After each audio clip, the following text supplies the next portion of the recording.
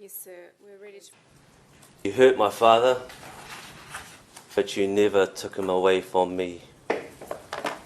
What I mean by this is that you physically hurt him, but you gifted my father with becoming a martyr, and he has now returned to Allah, God. I would like to say that my 71-year-old dad would have broke you in half if you challenged him to a fight. But you are weak. A sheep with a wolf's jacket on for only 10 minutes of your whole life.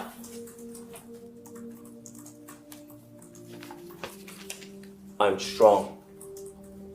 And you made me even stronger.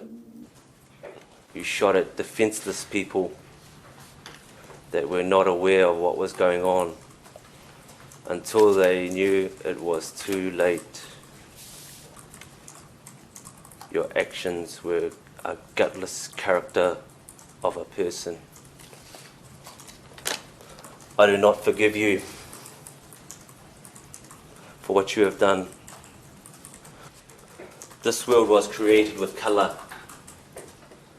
A peasant like you will never change the human race. Your wish is to make this world a racist cult of one colour, but you will never succeed. I ask from you, Your Honour, that this scum of the world never be allowed to walk free from prison in his lifetime, to never be able to set an example for those who follow in his steps.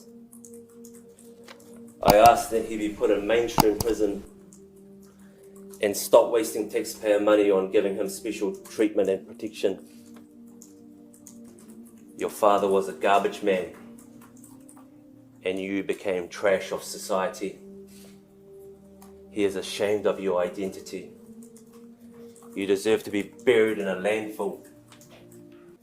You deserve to be buried in a landfill.